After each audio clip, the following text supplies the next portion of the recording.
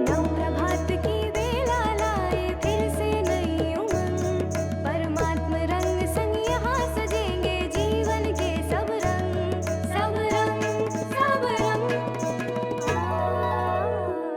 नमस्कार, सुप्रभात। स्वागत आप सभी का सबरंग कार्यक्रम में। मित्रों, एक सुंदर सी प्रेरक कथा से आज शुरू कर रहे हैं।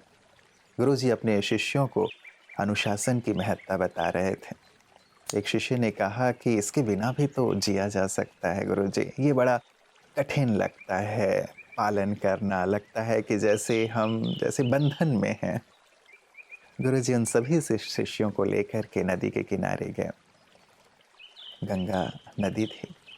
एक शिष्य से पूछा कि बताओ इसकी उत्पत्ति कहाँ होती है और अंत कहाँ होता है। उसने कहा कि गौमुख से शुरू होती है, गंगा सागर में जाकर के मिल जाती है।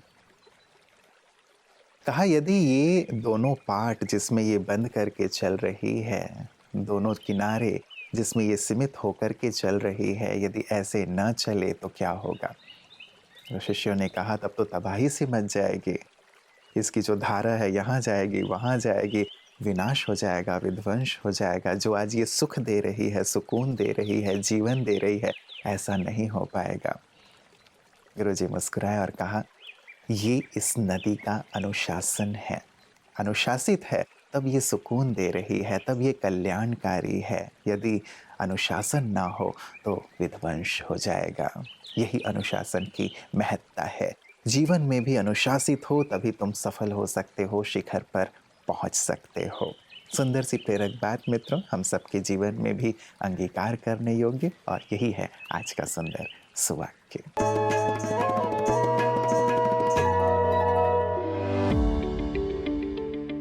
अनुशासन को सहज बनाए नियंत्रण का संतुलन। नियम और अनुशासन तो चंद्र, सूर्य और ग्रहों में भी निरीक्षित किया जाता है।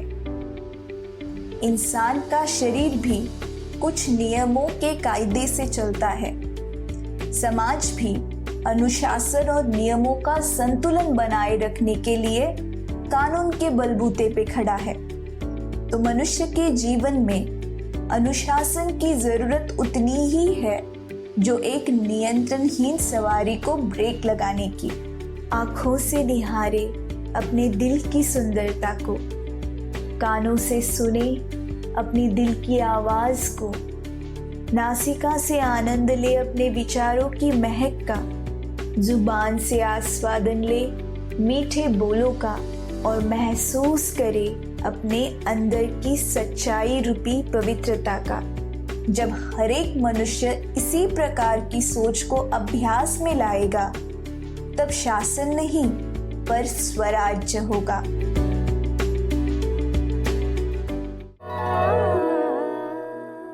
नदी अनुशासित ना हो तो क्या होगा समझ सकते हैं।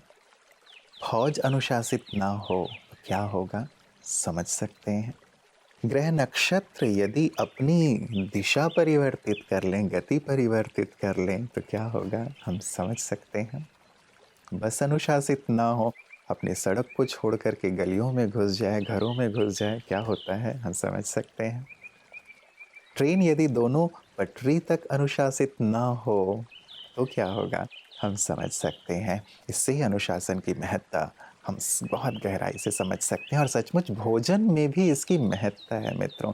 यदि खान पान दिनचर्या में हम अनुशासित नहीं हैं तो कहीं ना कहीं वो एक बीमारी का रूप लेकर हमारे पास चली आती है।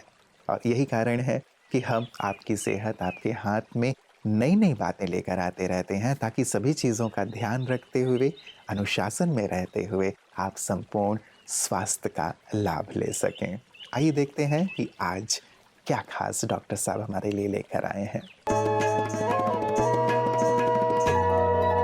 ओम शांति फ्रेंड्स। दोस्तों, कई बार आपने बच्चों में या एडल्ट्स में, यूजुअली एडल्ट्स में देखा जाता है, पैर में एक डिफेक्ट होता है जो कि हमारा बड़ा टो होता है ना, ग्रेट टो जिसे कहते हैं, उसका जो बेस होता है वो वहाँ पे एक बम्प सा बन जाता है, और जो ग्रेट टो होता है जो उसका हमारा वो मुड़ करके वो दूसरी वाली टोज़ को, छोटी जो और उंगलियाँ हैं पैरों की, उस पर प्रेशर डालता है। और यूजुअली ये मतलब हेरिडिटरी होता है, और कई बार इल फिटिंग शूज़ होते हैं, बहुत नैरो आगे शूज़ होते हैं ना, उसमें उसके कारण भी कई बार डेवलप हो सकता है। या जैसे कई बार कई लेडीज स्पेशली हील्ड, वो थाई हील सैंडल्स पहनती हैं, चप्पल पहनती हैं, उनसे भी ऐसा हो सकता है। तो दोस्तों बेसिकली इसका कई बार यूजुअली तो कुछ प्रॉब्लम नहीं होती है, कि तो अगर आपको पेन हो रहा है, अगर यहाँ पे कोई स्वेलिंग बन गई है या कुछ कैलोसिटीज़ हो जाती हैं, स्किन मोटी हो जाती है दूसरी उसके प्रेशर से, तो तभी आप डॉक्टर को कंसल्ट करें। इसके स्पेशलिस्ट होते हैं, उनसे पोडियाट्रिस्ट कहते हैं, या मतलब जो ऑर्थोपेडिक सर्जन जो स्पेशली फुट डिजीज़ में एक्सपर्ट्स होते हैं, उनसे कंसल्ट करें और इसको ऑपरेशन करा के इसको हम करेक्ट कर सकते हैं। कभी गठिया के पेशेंट्स को भी ऐसा पाया जाता है, उसमें बोन डिफॉर्मिटीज़ हो जाती हैं। कई बार तो सिम्टमलेस भी होता है और कई बार जो है बहुत पेनफुल भी हो सकता है। इसमें बर्साइटिस हो सकता है, जिसमें स्वेलिंग हो सकती है उस जगह पर, और हमें प्रॉब्लम कॉज कर सकता है। जेनेटिकली माँ के गर्भ में कई बार ऐसी प्रॉब्लम हो जाती है। इससे 70 to 80% केसेस इसी कारण से होते हैं।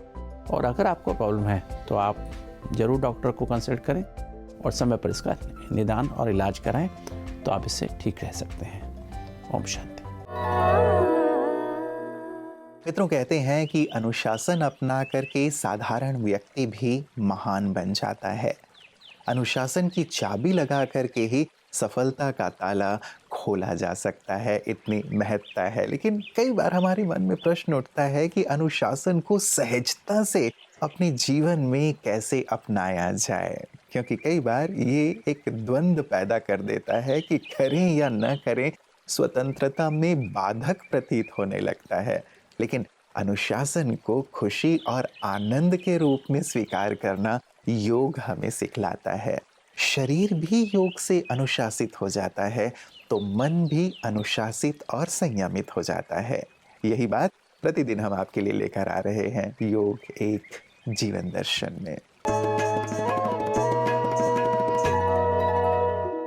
राजयोग में मन को एकाग्र करना बहुत आवश्यक है। यूं तो किसी भी कार्य में एकाग्रता का परम महत्व है, चाहे पढ़ाई क्यों ना हो, चाहे मनुष्य को इम्पोर्टेंट काम क्यों न कर रहा हो, चाहे आप घर में भोजन क्यों न बना रही हो, एकाग्रता के बिना तो खेल बिगड़ जाता है। चाहे एक प्लेयर, क्रिकेट प्लेयर बॉलिंग कर रहा हो, या वो रन बना रहा हो, बैटिंग कर रहा हो, एकाग्रता बहुत आवश्यक है। परंतु आज मनुष्य की एकाग्रता बहुत ही कम हो गई है। एक तो too much information, too many informations, इसके कारण एकाग्रता नष्ट हो रही है। दूसरा, मन बहुत कमजोर होने के कारण विचलित बहुत हो रहा है। Confused mind, depressed mind, frustrated mind, ये माइंड बहुत भटकता है।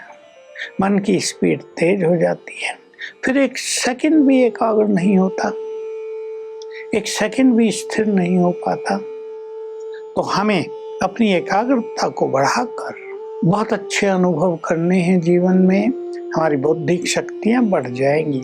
और एकाग्रता का अभ्यास राजयोग में इस तरह करें, आत्मा को पहले विजुअलाइज करें यहाँ, और मैं आत्मा पीसफुल हूँ, शक्तिशाली हूँ।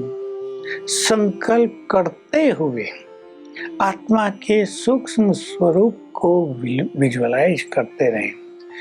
आधे मिनट करें, लेकिन चिंतन आवश्यक है, नहीं तो मन भटक जाएगा। फिर आधा मिनट सुप्रीम सोल पर हम एकाग्र हो जाए, उसके स्वरूप को देखें। वो चमकती हुई महाज्योति जिसे अनंत किरणें दूर दूर तक फैल रही हैं, जिसे वैज्ञानिकों ने गॉड पार्टिकल भी कहा था। फिर आत्मा को विजुअलाइज करें।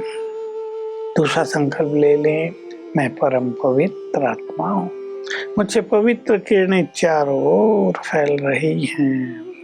फिर शिव बाबा को विजुअलाइज करें, वो ओशन ऑफ प्योरिटी है, उसे अनंत प्योरिटी चारों ओर फैल रही है। ये प्रैक्टिस बढ़ाते चलेंगे। मित्रों, योग का दीपक हम सब ने मिलकर जला लिया है।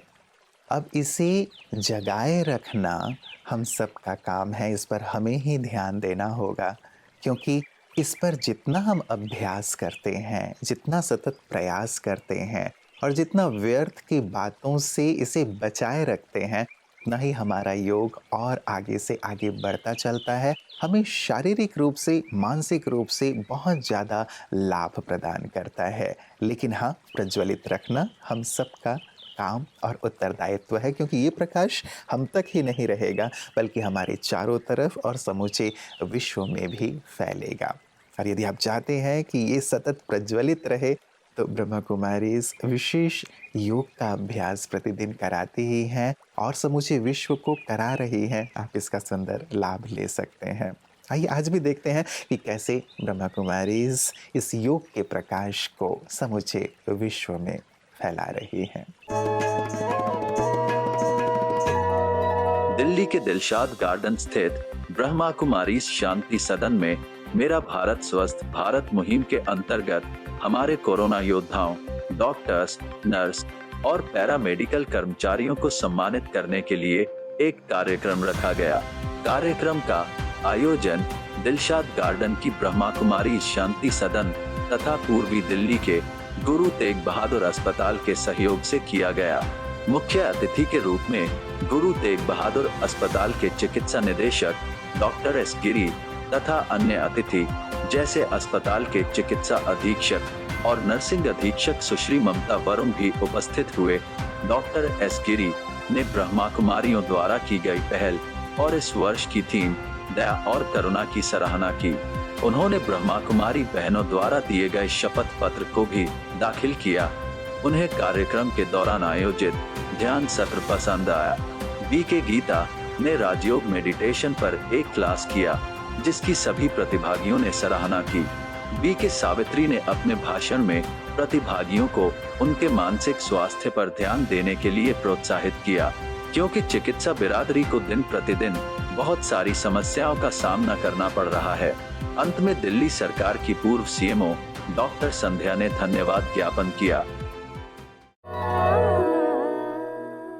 मित्रों, आज एक सुंदर मूल्य से हमने शुरुआत की है और मैं चाहूँगा कि इस मूल्य पर आज सारे दिन हम कार्य करें, चिंतन करें और जीवन में ला करके देखें, क्योंकि कहा जाता है कि अनुशासन में ही सर्व समस्याओं का निदान है और अनुशासन के विकास से ही ज्ञान का भी विकास है।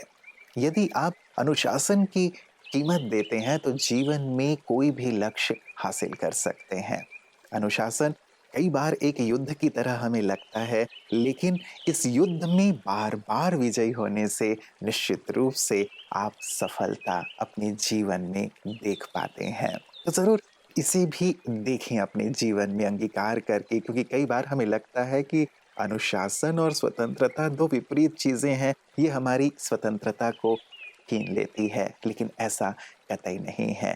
अनुशासन एक ऐसा सुंदर बंधन है जो हमारे जीवन को सभी रंगों से भर देता है। आइए करके देखते हैं। नमस्कार, ओम शांति। जीवन के